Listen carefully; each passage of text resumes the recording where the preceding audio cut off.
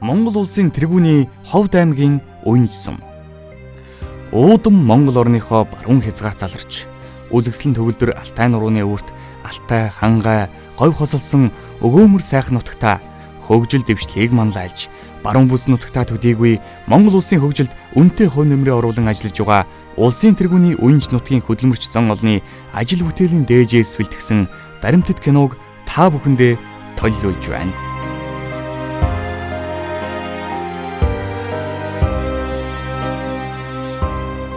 Унган байгалаа хайрлан хамгаалсан, үндэстнийхээ ёс заншил, хөдөлмөрч уламжлал, эв нэгдэл, төр ёсоо дээдэлсэн, эрүүл оюунлаг иргэдтэй бизнесийн таатай орчинд эрчимдсэн мал аж ахуй, үйлдвэрлэл, дэд бүтцийг хөгжүүлсэн ногоон төгөл бүхий Монгол улсын тэргүүлэх сум болно хэмээн алсын харгаа тодорхойлсон уянжчууд бид өнгөрсөн, одоо, ирээдүйн сайн сайхны төлөө өөрсдөөсөө шалтгааллах бүхнээ хийж, тулгарсан бэрхшээл, тулгамдсан асуудлуудыг алсыг харсан бодлого, хөгжлийн томоохон зорилт тавин даван туулж, амжилт бүтээл аримтай байгаагийн тод илрэл бол Монгол улсын засгийн газрын шийдвэрээр Уянж сумыг Монгол улсын тэргүүний сумаар өргөмжилсөн явдал байлаа.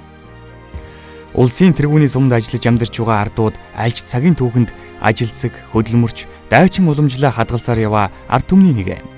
Улс их орныхоо зүгээс итгэж даалгасан бүхэнд эзний ёсоор хандаж бүтээлч хөдөлмөрийнхөө үр шимээр хариу барьдаг элэгсэг түмэн билээ.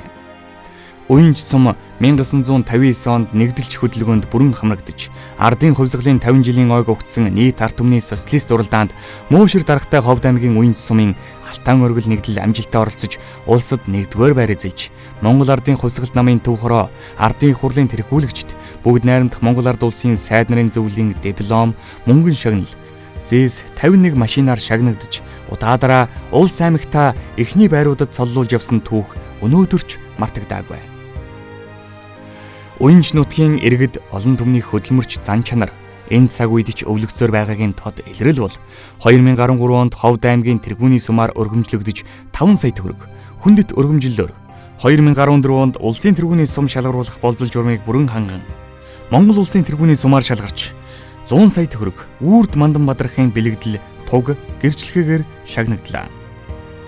Энэ түүх үнний түүх, ажилсаг хөдөлмөрч ард түмний түүхэн амжилтууд билээ. Уянж сум нь өнөөдөр 747,673 га нутаг дэвсгэрийг эзэлж, засаг захиргааны цагаан тунг, нарийн гол, жаргалан, Уляаст, хөх үзүр гэсэн 5 багт 1038 өрхийн 4506 хүн амьдарч байгаагийн 49.6% нь эмэгтэй, 50.4% нь эрэгтэйчүүд эзлэж байна. Иргэдийн төлөөлөгчдийн хурал, засаг даргын тамгын газар, 12 жилийн бүрэн дунд сургууль, эрүүл мэндийн төв, хүүхдийн цэцэрлэг, соёлын төв, хэлийн цэргийн анги, тагнуулын тасаг зэрэг төрийн байгууллагад 422 албан хаагч, хаан банк, төрийн банк, эм ойл шатхуун түгээх станц, хөрс шатхуун түгээх станц, малчны ирээдүй хоршоо зэрэг хувийн хвшлийн 40 гаруй аж ахуй нэгжид 200 гаруй бизнес эрхлэгч, 641 малчин өрх ажиллаж амьдарч байна. Уянж сумын нийгэм эдийн засгийг 2000-аас 2020 он хүртэл хөгжүүлэх стратеги төлөвлөгөөнд тулгуурлан боловсруулсан сумын засаг даргын үйл ажиллагааны 2012-оос 2016 оны мөрийн хөтөлбөртөө Уянж сумыг Монгол улсын тэргүүний сум болгон хөгжүүлэх томоохон зорилт тавин 2013 оныг их бүтээн байгуулалт эрчимтэй хөгжлийн жил, 2014 оныг иргэдийн боловсролыг дээшлүүлэх жил, 2015 оныг хариуцлага хяналтыг дээшлүүлэх жил болгон зарлаж, иргэд болон нийгэм рүү чиглэсэн дөрвтэй ажлуудыг зохион байгуулан ажиллаж байна. Ажилсаг, хөдөлмөрч, дайчин уламжлалаа өдий хүртэл хадгалан яваа энэ нутгийн ард түмний ахуй амьдрал өөдрөг, эрдэнэт таван сүрэг нь төлөөрөө өсөж, инх тааваар сайхан байна.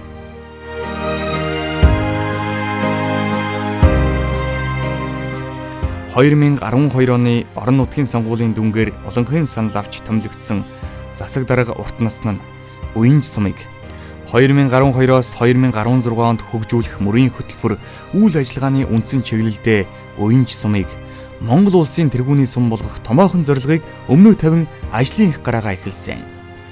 Сумын засаг дарга баг хамт олноо бүрдүүлэн сумынхаа эдийн засгийн өсөлт, түүний дотор мал аж ахуйн тогтвортой өсөлтийг хангаж, Товаарлаг чанарыг сайжруулах, газар тариаланг нэмэгдүүлэх, бүтээн байгуулалтыг эрчимжүүлэх, жижиг дунд үйлдвэрлэлийг хөгжүүлэх, төр хувийн хвшлийн түншлэлийг бэхжүүлэх замаар сумын дэд бүтцийг сайжруулах, иргэдийн ажиллаж амьдрах таатай орчин нөхцөлийг бүрдүүлэх, иргэдээ ажилтай, орлоготой болгох, төрийн үйлчлэгийг иргэдэд тэгш хүртээмжтэй хүргэхэд чиглүүлэн ажиллаж, энэ хүрээндээ томоохон бүтээн байгуулалтын ажлуудыг өрнүүлсэн байна. Сумын засаг даргын 2013 оны тэг 1-р захирамжаар 2013 оныг их бүтээн байгуулалт, эрчимтэй хөгжлийн жил болгон зарлалаа. Эко уянж сум хөтөлбөр хэрэгжүүлэв. Сумын засаг даргаас эко сум хөтөлбөрийг санаачилж боловсруулан ажлын гараагаа ногоон төгөл аяныг өрнүүлэн эхлүүлж, орон нутгийн хөгжлийн сангийн хөрөнгөөр хөх сайрын аманд 10 га талбайд Горно Алтайск сортын 7000 ширхэг жацарганы суулгац, сумын төвийг тойрон хүрээлсэн 40 га талбайд 18000 ширхэг орон нутгийн бургасыг төрийн албан хаагчид, төрийн бус байгууллага, хувийн хвшлийнхэнтэй хамтран тарж, ногоон ховсолд урайлсан эрмүүнх ажлынхаа анхны шангаа татлаа. Ногоон төгөл аяныг 200-аад төрийн албан хаагч урайлан манлайлж, 30 аж ахуй нэгж дэмжин 100 гаруй иргэн сайн дураар нэгдэж, гар бие оролцсон хөдөө аж ахуйн хүнд механизм универсал трактор худалдан авч, тогтвортой амжиргаа төслийн хөрөнгөөр нийтлэг үйлчилгээний зориулттай өөрөө буулгагч автомашинтай болж, техникийн баазаа бэхжүүлж, 8 шинэ ажлын байр, 25 төр ажлын байр бий болгон эко сум хөтөлбөрийг амжилттай хэрэгжүүллээ. Түүнчлэн байгаль орчин ногоон хөгжлийн яамны санхүүжилтээр нарийн гол багийн цагийн амны 25 га газрыг Ховд аймгийн Үр Жимс хоршоо, Хисааны ихийн 25 га газрыг Ховд Сафари компани усжуулан хөрсийг боловсруулж 16000 ширхэг бургас, 8000 ширхэг уляас, 6000 ширхэг жацарганы суулгас тариалж 50 га газрыг ойжууллаа. Үүний зэрэгцээ албан байгууллага аж ахуй нэгжүүд эзэмшил газар орчноо тогтжуулж, ногоон байгууламжийг бий болгосноос гадна сумынхаа төв гудамжинд 1500 ширхэг гоёлын мод, 1000 ээж нэрэмжит талбайд 1000 ширхэг уляас, бургас, жимсгний мод тариаллаа. Ийхүү уянчууд бид бүхний хөдөлмөрийн үр шимээр 50,000 гаруй суулгацтай 100 га таримал ойг шинээр байгуулан, байгаль дэлхийг экологийн дөрөөтлөөс хамгаалах томоохон буянлаг үйлсийг хийж анхны ургацаа хурааж байна.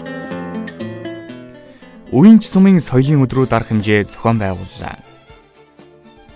Авьяас хөтөлбөрийн хүрээнд орон нутгийн хөгжлийн сангаас 20 сая төгрөгийг төсөвлөж, загчин ясны онцлогийг харуулсан 200 гаруй хүний бүрэлдэхүүнтэй урлагийн тоглолтыг Ховд хотноо зохион байгууллаа.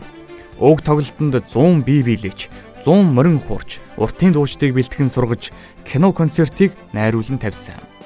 Ард иргэд төрийн албан хаагчид өв соёлоороо бахархах, айл өрх, албан байгууллага, морин хураа дээдлэн залах идэвх сэргэж, үндэсний болон бусад хөгжим хөдөлгөн авснаар урлаг соёлын салбарт томоохон хөрөнгө оруулалт хийлээ. Жижиг дунд үйлдвэрлэлийг дэмжлээ. Сум хөгжүүлэх сангийн 120 сая төгрөгийн зээлийг иргэдийн шууд оролцоонд тулгуурлан сумынхаа нийт ард иргэдээрээ хилцүүлж, нээлттэй ил тод шалгаруулсны үндсэн дээр 760 гаруй иргэн санд хураалтанд оролцлоо. Сум хөгжүүлэх сангийн зээлд ажлын байр бий болгох, эдийн засгийн тогтвортой өсөлтийг хангахад тэргүүлэх зорилтыг тодорхойлох төслүүдийг шалгарууллаа. Үүнд оёдлын үйлдвэрлэл, эсхийний үйлдвэрлэл, гар урлал, модон эдлэл, авто засвар, сүү цагаан эдэ, гутлын үйлдвэрлэл зэрэг төслүүд амжилттай хэрэгжин, анхны бүтээгдэхүүнээ үйлдвэрлэж, орон нутгийн болоод гадны зах зээлд нийлүүлэгдэн үр дүнгээ өгч байна. Баян мандал хийдийн барилгыг барьж ашиглалтанд орууллаа.